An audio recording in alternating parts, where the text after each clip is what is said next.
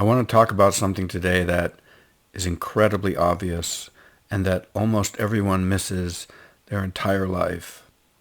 And it's also something that not everyone is really ready to hear and incorporate because it's so, I'll say, profound and obvious and important.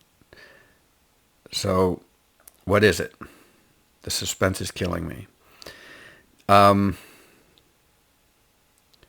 Life is a process. There is no arrival point.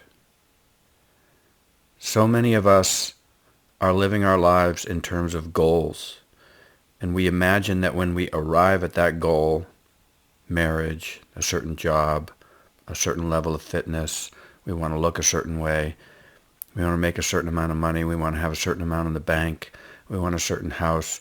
We live in terms of goals.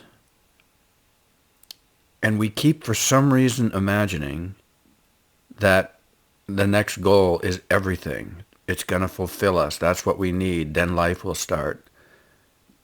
And it's so incredibly obvious that that's not the case. Every single time we or anyone in the world reaches a goal, we want something else. And then that becomes a big deal. And then, you know what happens? We die. Really, that's the goal. And in fact, when you live your life with the idea that every single goal, you sort of put your life on hold as you are going for the goal when your life will start in the future, that is actually a way not to live.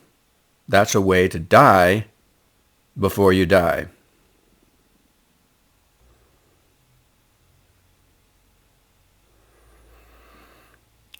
Life is always right now. This is it. Look around. Appreciate. Celebrate what is. That's the only way to really live. It's fine to have a goal. It's fine to, obviously, to move towards things and intend certain things in our lives. But when we imagine that our life isn't valuable or real or amazing until we get to that goal, that's the insidious thing. That's not living. And the other really interesting thing, or one other really interesting thing, is that almost all our goals tend to be defined by someone else or society. So many of us just go onto this automatic pilot. Well, buying a house is the American dream, so that's what I need to do. Whatever it might be. So many of what we think we want and strive for is actually not coming from our own soul, what we really want.